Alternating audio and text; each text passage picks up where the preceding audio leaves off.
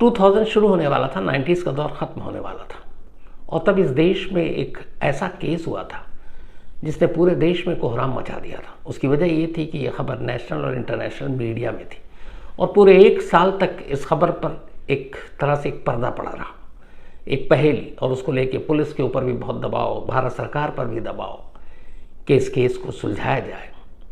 और जब केस सुलझता है तो फिर जो चीज़ें सामने आती हैं वो शायद उससे पहले नहीं आई। उसके बाद तो बहुत सारी बार ऐसी चीज़ें हुई, बट उससे पहले नहीं हुई थी। ये कहानी 97 की है, यानी कि 27 साल पुरानी। 1997 में न्यूजीलैंड के ऑकलैंड में रहने वाली 25 साल की डायना क्लेयर रॉटले हिंदुस्तान घूमने आती है। डायना अपनी पढ़ाई कर रही थी लंदन में रहकर। फादर उसके वहीं थे, न्यूजीलैंड में, ऑकलैंड में रहा करते थे, और वो एक इंजीनियर थे, सरकारी इंजीनियर। तो सबसे छोटी बेटी उनकी डायना थी, लंदन में पढ़ रही थी। पढ़ाई के बाद छुट्टियों का मौसम आया तो उसने अपने फादर से कहा कि मैं एक बार इंडिया घूमना चाहती हूँ।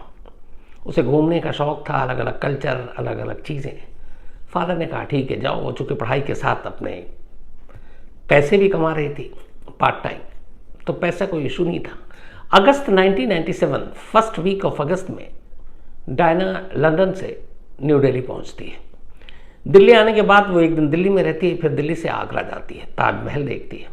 ताजमहल घूमने के बाद अब उसका अगला जो पड़ाव था वो आगरा से था वाराणसी। वो वाराणसी के घाट, वहाँ के कल्चर, उन सारी चीज़ों को देखना चाहती थी। 7 अगस्त 1997 को अब डायना वाराणसी पहुँचती है।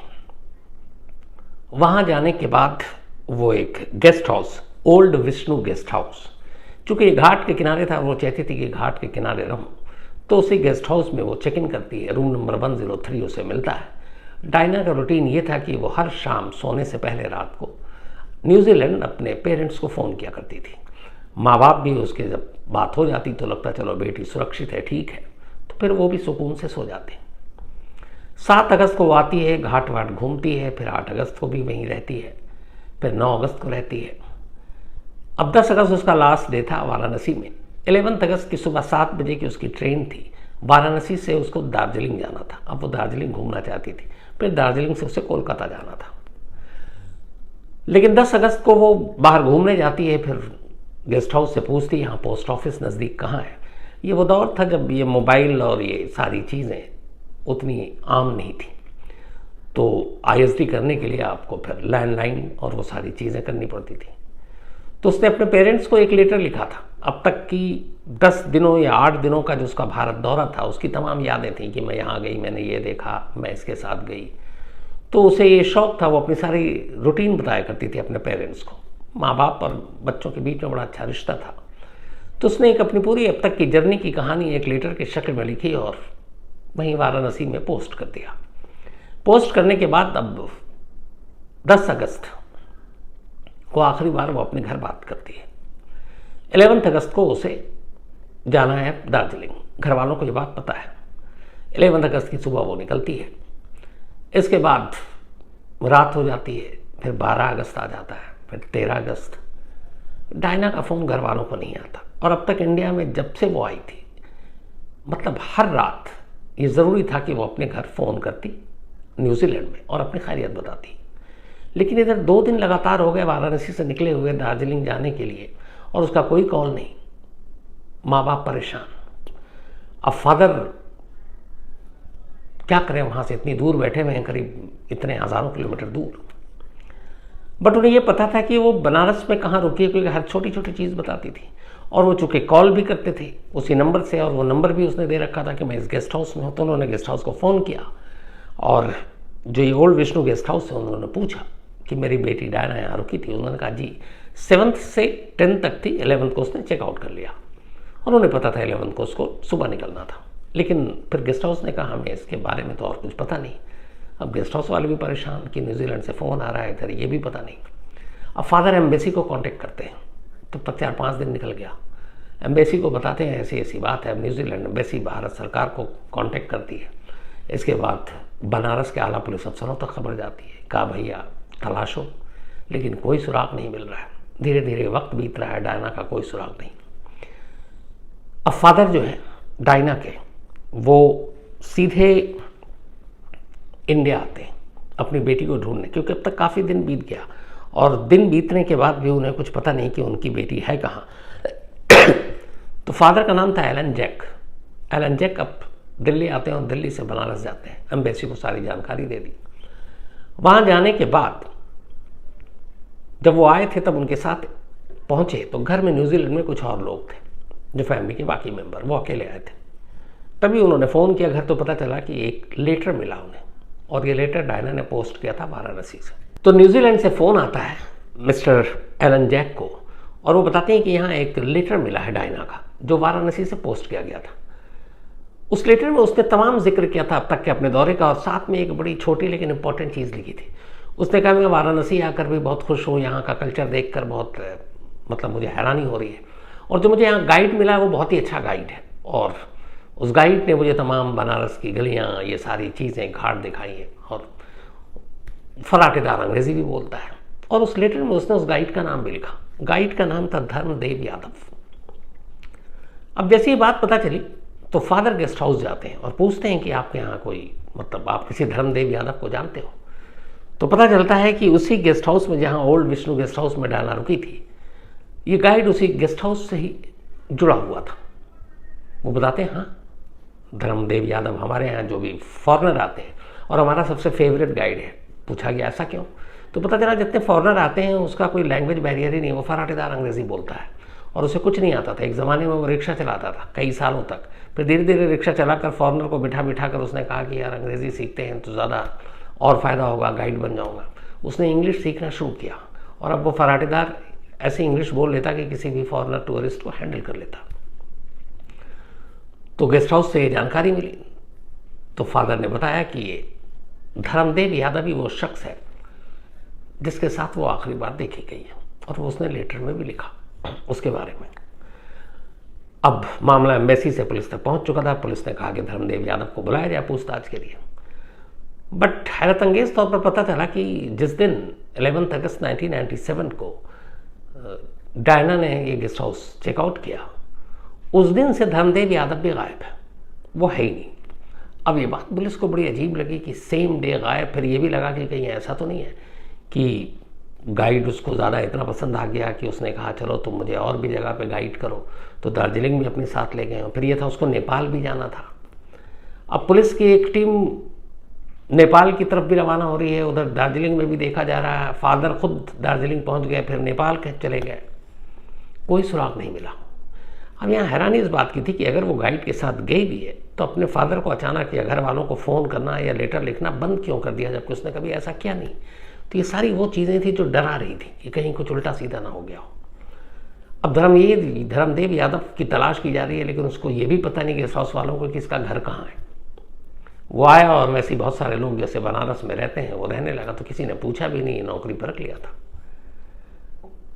अब पुलिस के सामने दिक्कत, धर्मदेव यादव की तलाश जारी। धीरे धीरे करके 97 से 98 आ गया।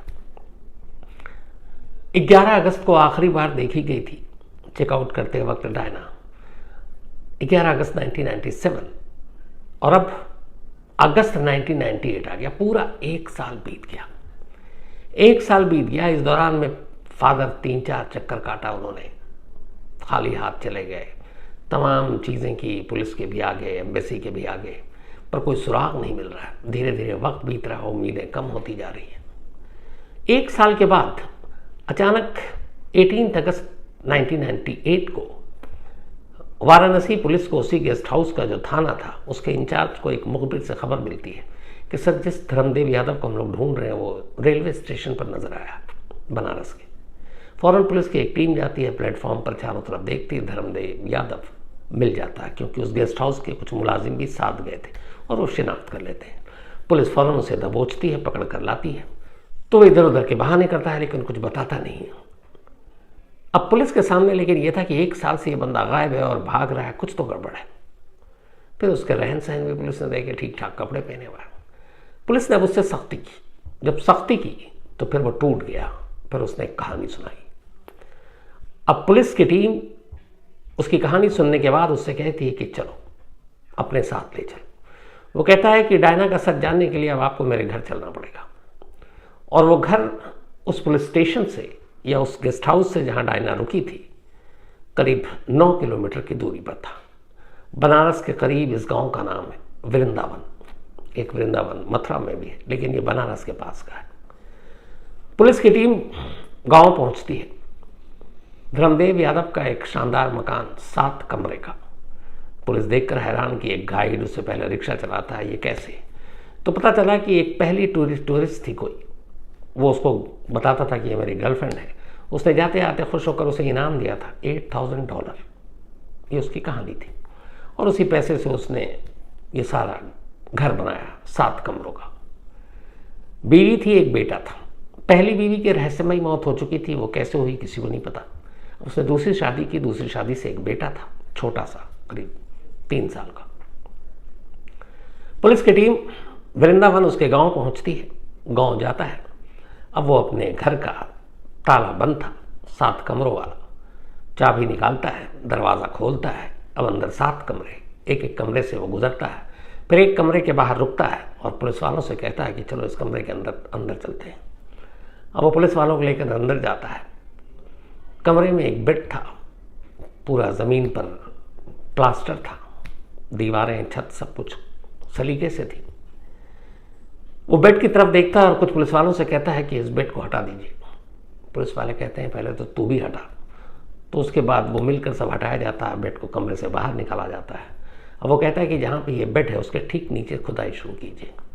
अब जब ये सब कुछ हो रहा है तब तक बीवी आ चुकी है, क्योंकि एक दिन पहले पुलिस ने पकड़ा, खबर पहुँच चुकी है कि पति गिरफ्तार है। वो अपने बच्चे को लेकर उसी घर में आई।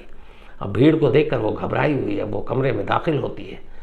अब जिस कमरे में ये बेड है और तमाम पुलिस वाले हैं, ये वो कमरा है जिसमें वो बीवी अपने बेटे के साथ पिछले 1 साल से सो रही थी। अभी तक बीवी को कुछ समझ में नहीं आ रहा। वो पूछ रही है आप ये क्यों मेरे बेडरूम से बेड हटा रहे हो और ये फावड़ा चला रहे हो, आप ये ज़मीन क्यों खोद रहे हो, कमरा क्यों बर्बाद कर रहे हो? कोई उसे कुछ नहीं बताता। धीरे धीरे खुदाई शुरू होती है। खुदाई जब शुरू होती है गहरा होता जाता है। तमाम पुलिस वाले, बीवी, बच्चे सब वहीं पर हैं। उसके अचानक अंदर से एक कंकाल दिखाई देता है। कंकाल को जब बाहर निकाला जाता है, बीवी खड़ी हुई है और ये जो धर्मदेव यादव है ये बता रहा है कि साहब यही डायना है। और मैंने 13 अगस्त 1997 को, यानी जिस दिन ये गायब हुई उसके 2 दिन बाद, इसी कमरे में उसका गला घोटा था और फिर इसी कमरे में गड्ढा खुदवा कर उसको दफना दिया था और फिर इस पे प्लास्टर करवा दी, फिर इसी पे बेड रखा। किसी और को शक ना हो कभी, दिल में एक चोर था, तो मैंने अपना बेडरूम बदल लिया और इसी बेडरूम में आ गया और बीवी बेटे के साथ इसी रूम में सोता था। ये कहानी सुनते ही पास में खड़ी बीवी बेहोश होकर गिर पड़ती है। उसे अगले आधे घंटे बाद होश आता है। जब होश आता है तो वो चीखने लगती है इस बात के साथ कि मैं पूरे 1 साल तक किसी लाश के ऊपर बिस्तर पर सो रही हूँ, मेरा बेटा सो रहा है और मुझे पता ही नहीं। उसको खुद से एक घिन आने लगती है या खुद से एक डर महसूस होने लगता है। इसके बाद उन कंकालों को, टुकड़ों को उठाया जाता है, हॉस्पिटल भेजा जाता है। न्यूजीलैंड खबर दी जाती है।